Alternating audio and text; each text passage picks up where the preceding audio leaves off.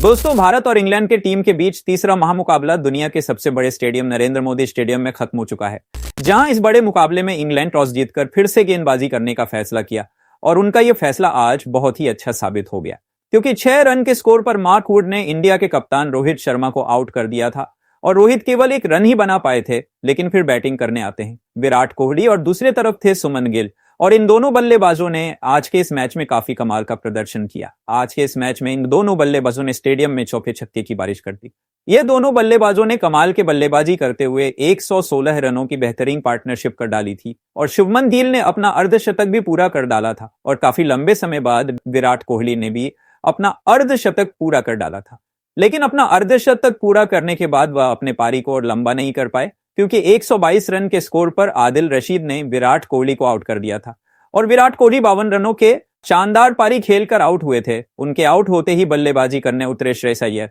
और श्रेयस अय्यर ये पूरे 3 मैचों के वनडे सीरीज में कमाल का प्रदर्शन किया है और इस मैच में भी उनके बल्ले से एक के बाद एक शानदार छक्के चौके देखने को मिल रहा था। लेकिन धीरे धीरे सुमन गिल भी अपने शतक की ओर जा रहे थे और इसके बाद इस मैच में कमाल का प्रदर्शन करते हुए शुभमन गिल ने अपना शतक पूरा कर डाला था और ये दोनों बल्लेबाजों ने कमाल का प्रदर्शन करते हुए 104 रनों की शानदार पार्टनरशिप कर डाली थी। लेकिन 226 रन के स्कोर पर आदिल रशीद के गेंद पर सुमन गिल आउट हो जाते हैं। लेकिन इस मैच में सुमन गिल ने 102 गेंद का सामना करने के बाद 112 रनों की शानदार पारी खेली थी और इसके बाद केएल राहुल बल्लेबाजी करने उतरे थे। केएल राहुल ने भी इस मैच में कमाल का प्रदर्शन करा, लेकिन श्रेयस अय्यर आज के इस मैच में कुछ अलग ही बल्लेबाजी करे जा रहे थे। उन्होंने अपना अर्धशतक भी पूरा कर लिया था और वह धीरे धीरे शतक की तरफ आगे बढ़ते जा रहे थे, लेकिन 255 रनों के स्कोर पर आदिल रशीद ने उनको भी आउट कर दिया और अय्यर 78 रनों की शानदार पारी खेलकर आउट हुए। उनके आउट होने के बाद हार्दिक पांड्या ने आते ही लगातार 2 छक्के मारे, लेकिन दोस्तों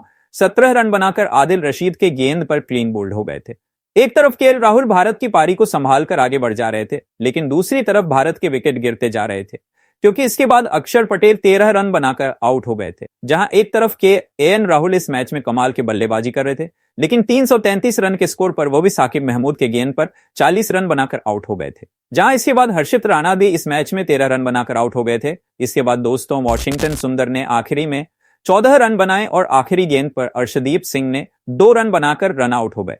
और इस तरह भारत की टीम ने पूरे 50 ओवर खेलने के बाद 356 रन बनाए थे और भारत की टीम आखिरी में जाकर ऑल आउट हो गई थी। जहां इस मैच में इंग्लैंड की तरफ से आदिल रशीद ने 4 विकेट लिए तो मार्क वुड को भी 2 विकेट हाथ लगी थी। अब दोस्तों इंग्लैंड को यह मैच जीतने के लिए 357 रन बने थे और इंग्लैंड की टीम जब टारगेट का पीछा करने उतरी तो और एक बार फिर उनकी शुरुआत काफी आक्रामक रही, क्योंकि दोनों ओपनर बल्लेबाज बेन डकेट और फिलिप सॉल्ट शुरुआत से ही काफी आक्रामक बल्लेबाजी कर रहे थे। इन दोनों बल्लेबाजों ने 6 ओवर में ही इंग्लैंड का स्कोर 60 रन तक पहुंचा दिया था, लेकिन इसके बाद अर्शदीप सिंह ने 60 रन के स्कोर पर पहले बेन डकेट को आउट करा और वो 34 रन बनाकर आउट हुए और इसके बाद 80 रन के स्कोर पर अर्शदीप सिंह ने फिलिप सॉल्ट को भी आउट कर दिया था और वो 23 रन बनाकर आउट हुए थे और इंग्लैंड के दोनों ओपनर 80 रन के स्कोर पर आउट हो चुके थे। लेकिन इस मैच में टॉम बेंटन काफी कमल की बैटिंग कर रहे थे और उनका साथ देने के लिए रूट उतरे थे, लेकिन जब इसके बाद इंग्लैंड की टीम की एक के बाद एक विकेट गिरना चालू हुए तो फिर इंग्लैंड के विकेट गिरने का सिलसिला नहीं रुका,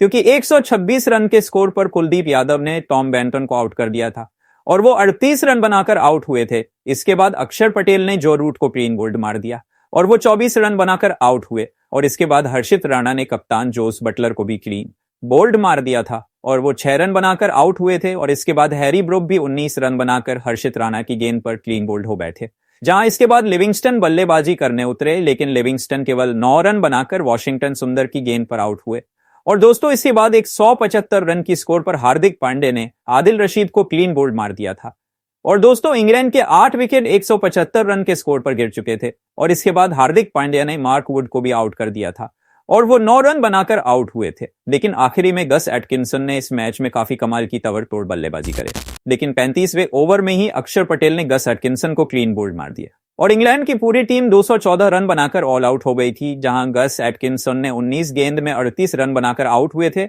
और भारत की टीम ने तीसरा वनडे मैच भी 142 रन के बड़े अंतर से जीत लिया। जहां भारत की तरफ से गेंदबाजी में अर्शदीप सिंह, हर्षित राणा, अक्षर पटेल, हार्दिक पांड्या को दो विकेट हाथ लगी थी, तो वाशिंगटन और कुलदीप यादव ने एक विकेट लिया और भारत की टीम ने इस 3 मैचों की वनडे सीरीज में 3-0 से ये सीरीज अपने नाम कर ली है।